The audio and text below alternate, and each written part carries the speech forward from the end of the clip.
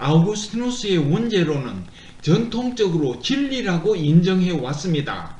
아담이 선악과를 먹고 죄를 범한 뒤 모든 사람들은 태어날 때부터 죄인이라고 합니다. 과연 모든 사람들은 태어날 때부터 운명적으로 원죄라는 연좌제에 얽매여 있을까요?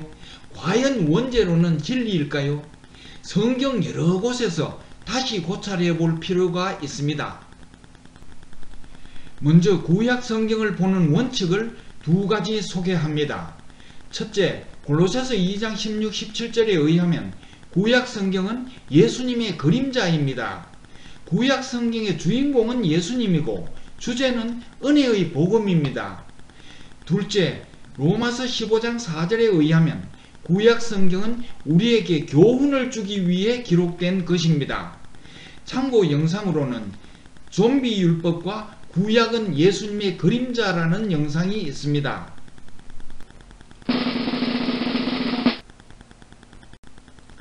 원죄론을 살펴보기 전에 원죄론을 주장한 아우구스티누스가 어떤 사람인지 살펴봐야 합니다. 온 세상이 그를 바울 이후 최고의 신학자라고 칭송하며 많은 사람들이 그의 이론을 절대 진리로 생각하고 있습니다. 그는 역사상 최고의 신학적인 권위가 있는 사람입니다. 그는 고백록 7권 10장에서 신플라톤 철학을 바탕으로 영혼의 눈을 통하여 하나님을 인식했다라고 기록했습니다. 그러나 고린도전서 1장 21절에 의하면 사람의 지혜인 철학으로 하나님을 절대 알 수 없고, 요한복음 14장 6절에 의하면 십자가에서 피를 흘리신 예수님의 공로를 통하지 않으면 절대 하나님을 알 수 없습니다. 그러므로 아우구스티누스는 절대 그리스도인이 아닙니다. 만일 그가 그리스도인이라면 고린도전서 1장 21절과 요한복음 14장 6절은 거짓입니다. 고백록과 신국론을 비롯한 그의 저서에서도 그가 은혜의 복음을 믿고 예수님을 영접했다는 내용은 없습니다. 아우구스티누스에 대한 좀 더 상세한 내용은 6부 마 아우구스티누스라는 영상을 참고하기 바랍니다. 아우구스티누스가 주장한 원죄론에 대하여 살펴보기 전에 원죄론에 대한 배경을 살펴보겠습니다. 선악과와 아담의 죽음, 아담이 에덴 동산에서 쫓겨난 이유, 생명나무 열매, 그리고 선악과에 대하여 살펴보겠습니다.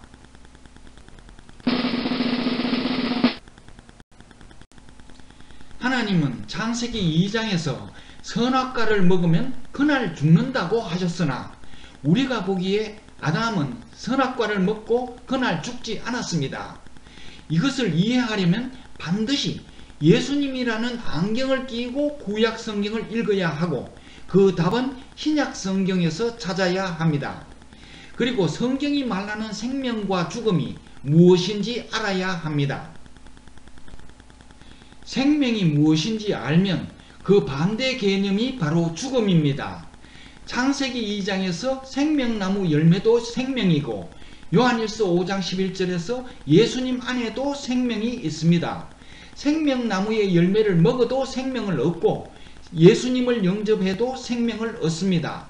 그러므로 창세기 2장에서 생명나무 열매를 먹는 것은 예수님을 영접하고 영생을 얻는 것을 상징하는 그림자입니다. 요한복음 17장 3절과 요한일서 1장 3절에 의하면 영생이란 우리가 예수님을 통하여 하나님과 연결되고 서로 아는 사이가 되어 교제하는 것입니다.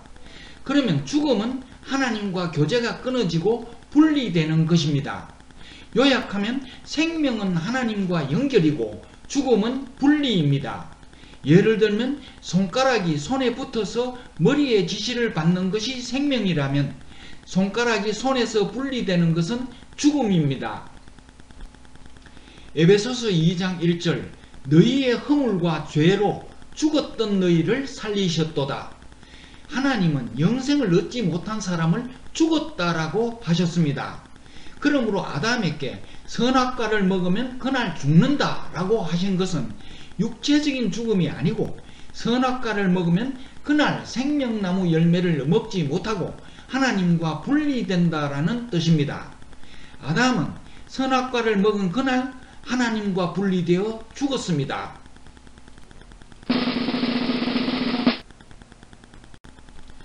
아담이 선악과를 먹은 후에 생명나무 열매를 먹지 못하게 에덴 동산에서 쫓겨났습니다. 왜 선악과를 먹으면 에덴 동산에서 쫓겨날까요? 이 문제도 역시 신약 성경에서 찾아야 합니다. 아담이 생명나무 열매를 먹으면 생명을 얻고 선악과를 먹으면 하나님과 분리되는 것은 우리가 예수님을 믿으면 영생을 얻고 믿지 않으면 하나님과 분리되는 것을 상징하는 그림자입니다. 아담은 생명나무 열매와 선악과 중에서 하나만 선택해야 합니다.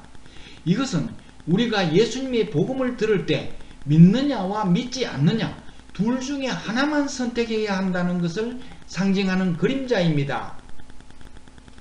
아담이 생명나무 열매를 선택했더라면 하나님과 연결되어 에덴 동산에서 하나님과 교제할 수 있지만 선악과를 선택하여 하나님과 분리를 선택했기 때문에 에덴 동산에서 떠나야 했습니다. 이와 같이 복음을 듣고 예수님을 영접한 사람은 영생을 얻고 하나님과 연결되어 교제할 수 있지만 예수님을 영접하지 않으면 영생이 없으므로 하나님과 분리됩니다.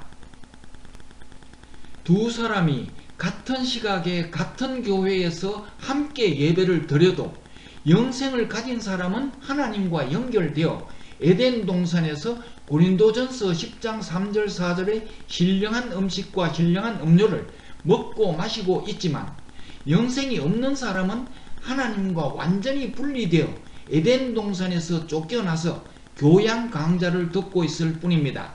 한 사람은 에덴 동산에 있고 한 사람은 에덴 동산이 아니고 벽돌 건물 안에 있습니다.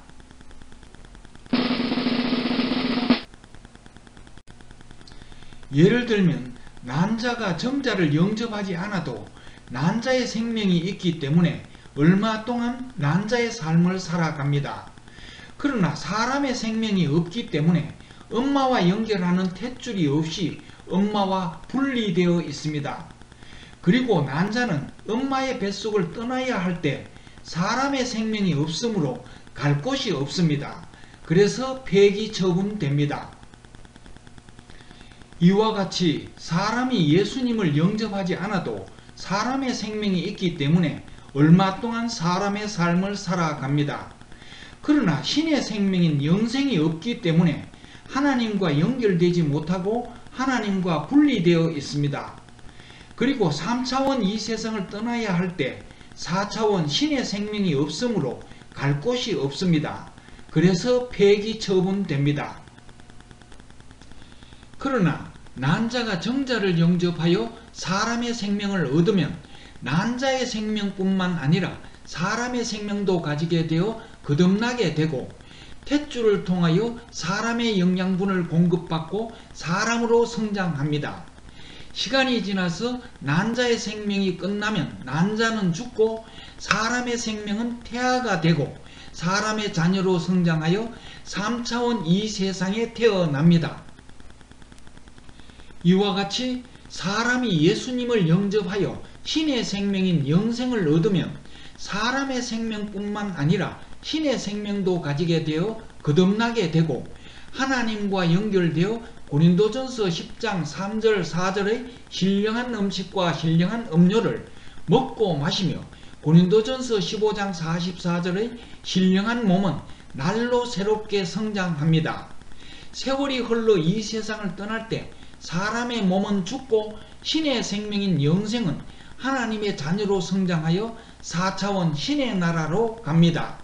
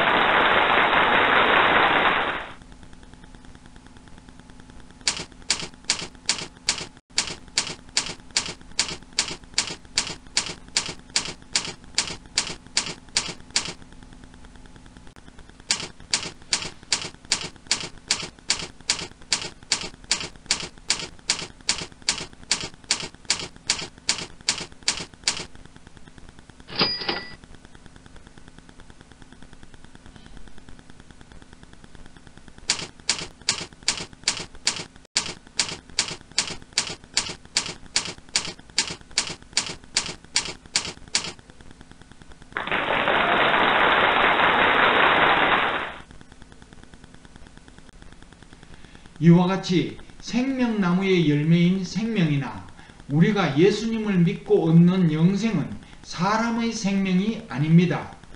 하나님이 주시는 신의 생명, 즉 영생입니다. 아담은 사람의 생명이 있어서 선악과를 먹기 전에도 살아 있었고 선악과를 먹었으나 그날 죽지 않고 930살까지 살았습니다. 그러나 선악과를 선택했기 때문에 신의 생명은 얻지 못했습니다.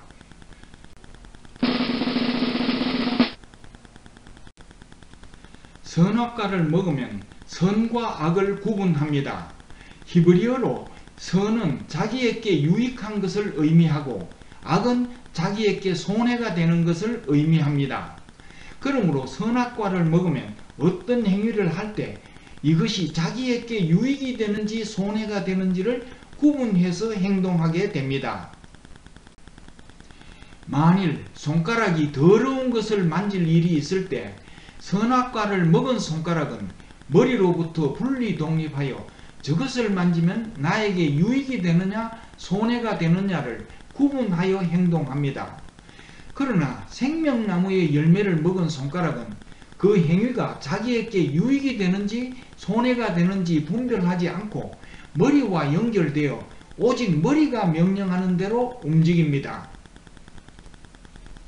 어린아이는 손익을 판단할 능력이 없고 오직 본능에 의해서 행동합니다. 그러므로 어린아이는 선악과를 먹지 않았습니다. 그러나 점점 자라면서 자기에게 유익한 것과 손해가 되는 것을 구분해서 행동하게 됩니다. 그것은 선악과를 먹은 증거입니다. 모든 사람은 자라면서 선악과를 먹습니다. 그러므로 로마서 3장 23절에서 모든 사람이 죄를 범했다고 했습니다. 신약 성경에서 모든 사람이 죄를 범했다라는 말씀을 구약 성경에서는 아담이 선악과를 먹었다라고 표현하기도 하고 이스라엘 사람들이 가나안 복지를 거부했다라고 표현했습니다. 그러나 예수님의 은혜로 우리는 오늘 지금 생명나무의 열매를 먹을 수 있고 오늘 지금 가나안 복지에 들어갈 수 있습니다. 아담은 단 한 번 생명나무 열매를 선택할 수 있었고 이스라엘 사람은 단 한 번 가나안 복지를 선택할 수 있었습니다. 이것은 우리의 선택을 상징하는 그림자였기 때문입니다. 우리는 매일 선악과를 먹으면서도 언제든지 생명나무 열매를 먹을 수 있고 우리는 매일 광야를 방황하다가 언제든지 가나안 복지에 들어갈 수 있습니다. 그래서 하나님은 오늘 구원을 받으라고 말씀하셨습니다. 히브리서 4장 7절 오늘날 너희가 그의 음성을 듣거든 너희 마음을 강팍해 말라 하였나니 고린도후서 6장 2절 보라 지금은 은혜 받을 만한 때요 보라 지금은 구원의 날이로다. 그러나 우리에게 오늘이나 지금이 항상 있는 것은 아닙니다.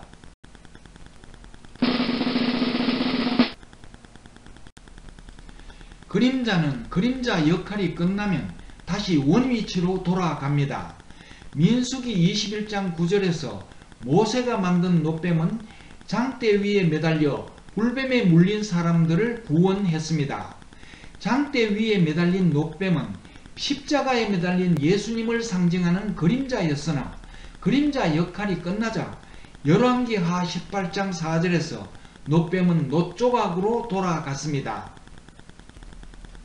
하나님은 이스라엘 민족에게 가나안 땅으로 들어가라고 명령하셨습니다. 가나안은 젖과 꿀이 흐르는 복지였습니다.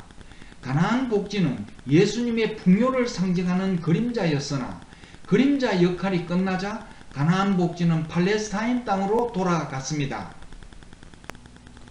이와 같이 생명나무의 열매와 선악과는 은혜의 복음을 상징하는 그림자였습니다. 생명나무의 열매를 먹는 것은 은혜의 복음을 믿고 그리스도를 영접하여 하나님과 연결되는 것을 상징하는 그림자였고 선악과를 먹는 것은 은혜의 복음과 그리스도를 부인하고 하나님과 분리 독립하는 것을 상징하는 그림자였습니다.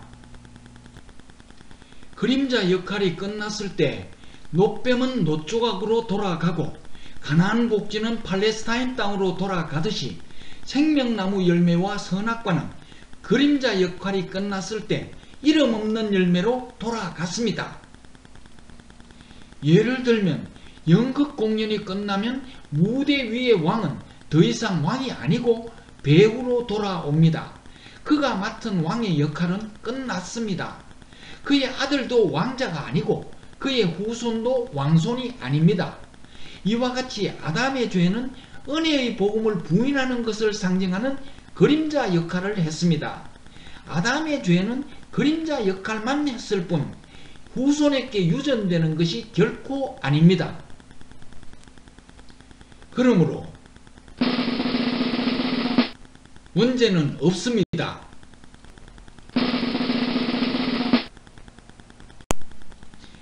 원죄론에서 가장 많이 인용되는 성경은 로마서 5장입니다. 로마서 5장 12절 한 사람으로 말미암아 죄가 세상에 들어오고 죄로 말미암아 사망이 왔나니 이와 같이 모든 사람이 죄를 지었으므로 사망이 모든 사람에게 이르렀느니라. 위의 구절에서 이와 같이라는 말에 주목해야 합니다. 세상에서 아담이 처음으로 죄를 범하여 아담에게 사망이 왔듯이 이와 똑같은 방식으로 모든 사람이 각각 죄를 범하여 모든 사람이 각각 죄인이 되었고 모든 사람에게 각각 사망이 왔습니다.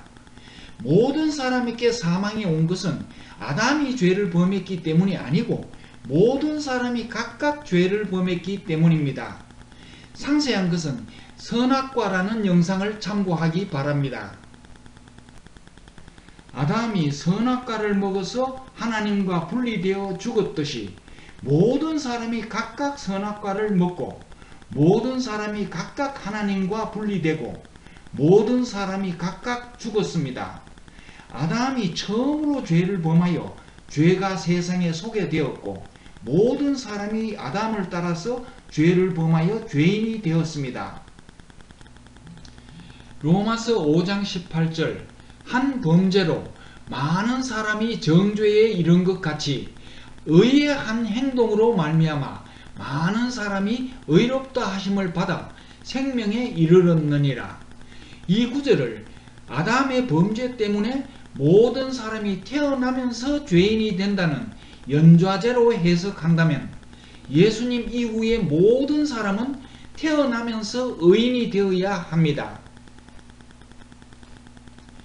아담이 선악과를 먹은 것은 모든 사람이 선악과를 먹어서 하나님과 분리 독립하여 죄인이 되는 길을 열어준 것이고 예수님이 십자가를 지신 것은 모든 사람이 영생을 얻어서 하나님과 연결되어 의인이 되는 길을 열어준 것입니다. 모든 사람이 각각 선악과를 먹고 하나님과 분리 독립했으나 모든 사람이 각각 예수님을 믿어 하나님과 연결될 수 있습니다.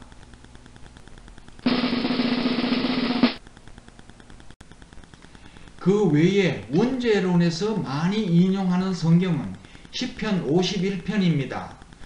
시편 51편 5절 내가 죄악 중에 출생하였으며 모친이 죄 중에 나를 잉태하였나이다. 이 성경 구절을 보면 원죄론이 성경적인 것 같습니다. 그러나 시편 51편의 배경과 다윗의 출생과 성장 배경을 살펴볼 필요가 있습니다. 시편 51편은 다윗이 우리아의 아내를 범한 뒤 나단 선지자가 찾아와서 다윗의 죄를 꾸짖었을 때 다윗이 죄를 자백하고 하나님께 용서를 비는 내용입니다. 이제 다윗의 출생과 성장 배경을 살펴보겠습니다. 다윗의 출생 배경에는 무언가 복잡한 사연이 있음이 틀림없습니다. 평범한 가정과 어떤 다른 면이 있는지 살펴보겠습니다. 첫째, 다윗은 아버지로부터 자식 취급을 받지 못했습니다.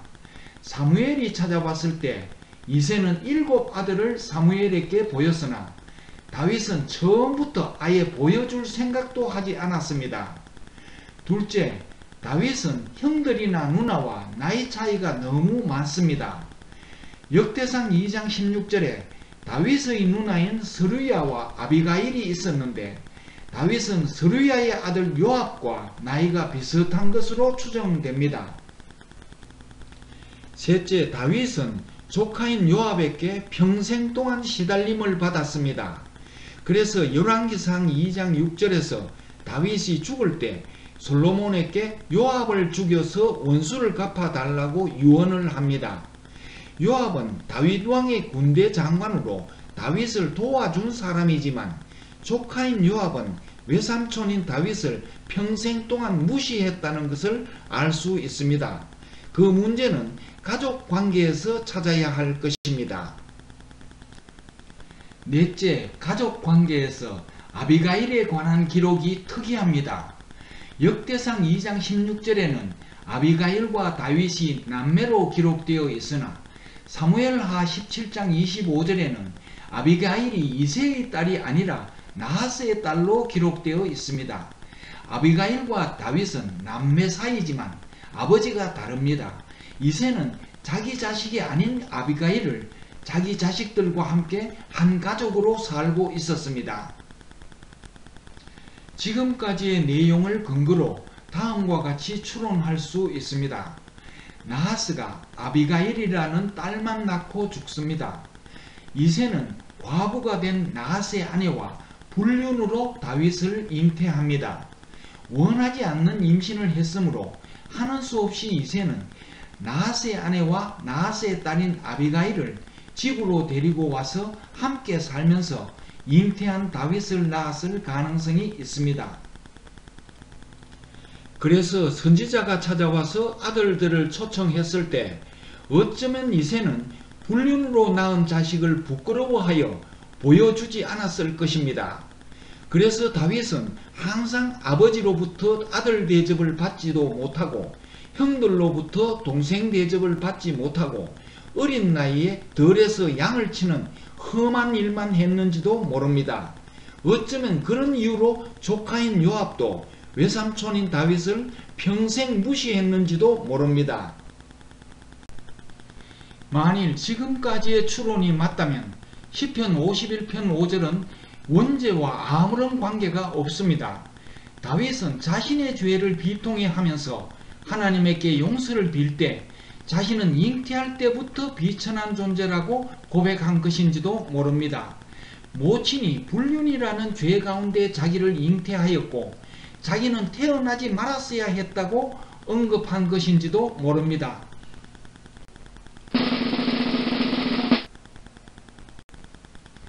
이제 원죄론과 맞지 않는 말씀을 찾아보겠습니다. 첫째, 에스겔서 18장 20절. 아들은 아비의 죄악을 담당치 아니할 것이요 아비는 아들의 죄악을 담당치 아니하리니 장님의 아들은 장님이 아니듯이 죄인의 아들은 죄인이 아닙니다. 아들은 아비의 죄악을 담당하지 않고 우리는 아담의 죄를 담당하지 않습니다. 그러므로 원죄로는 진실이 아닙니다. 둘째, 다윗과 우리아의 아내 사이에서 태어난 아이가 죽자 다윗은 사무엘하 12장 23절에서 나는 저에게로 가려니와 저는 내게로 돌아오지 아니하리라 라고 말했습니다. 다윗은 천국에서 그 아이를 만날 수 있다는 뜻입니다. 그 아이가 천국에 간다면 원죄로는 진실이 아닙니다. 셋째, 신명기 1장 39절. 너희가 사로잡히리라 하던 너희의 아이들과 당일에 선악을 분변치 못하던 너희 자녀들 그들은 그리로 들어갈 것이라. 선악을 구분하지 못할 정도로 어린 아이들은 가나안에 들어간다는 뜻입니다. 선악을 구분할 수 없는 어린이들은 아직 선악과를 먹지 않았다는 뜻입니다. 만일 선악을 구분할 수 없는 어린이들이 구원을 받는다면 아우구스티누스의 원죄로는 진실이 아닙니다. 소설을 역사로 읽거나 시를 과학으로 해석하면 안 되듯이 성경에 역사와 과학이 있을지라도 성경을 역사나 과학으로 읽고 해석하면 안 됩니다. 기록한 목적에 맞게 읽고 해석해야 합니다.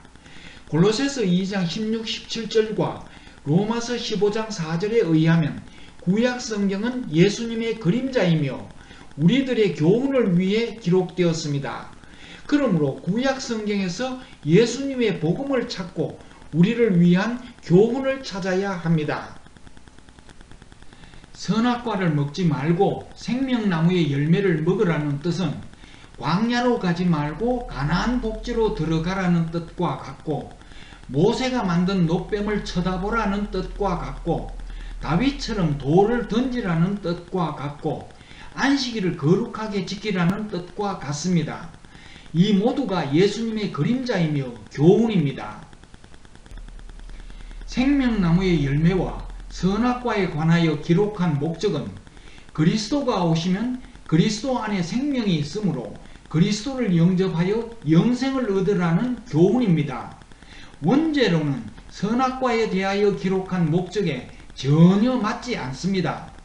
원죄로는 그림자 교훈을 이상한 과학으로 해석한 것입니다.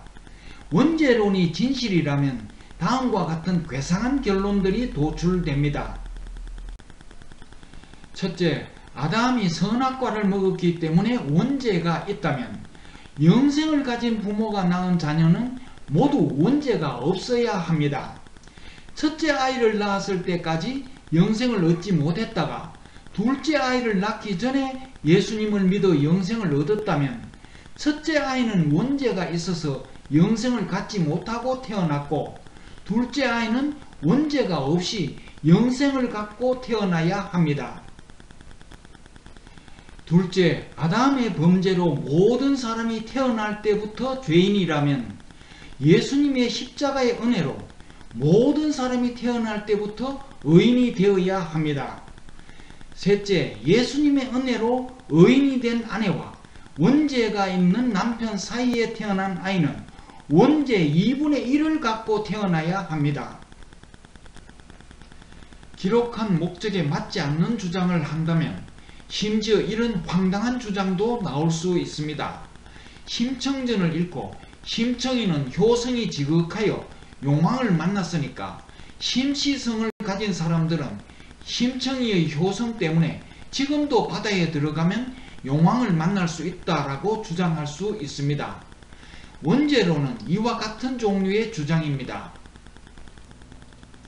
지난 11부 여자의 후손과 뱀의 전쟁에서 언급했듯이 아우구스티누스는 은혜의 복음이 아니라 신플라톤 철학으로 하나님을 믿고 로마 카톨릭을 창설한 인류 역사상 최악의 거짓 선지자이며 바리새인과 사두개인의 전통을 이어받은 대표적인 뱀의 후손입니다.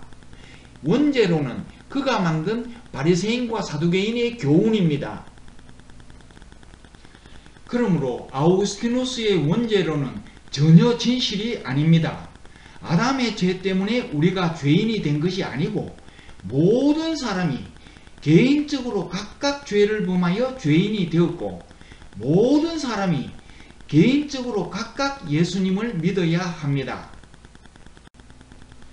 이제 교황의 뿌리 폰티펙스 막시무스라는 제목의 영상 시리즈를 마치겠습니다.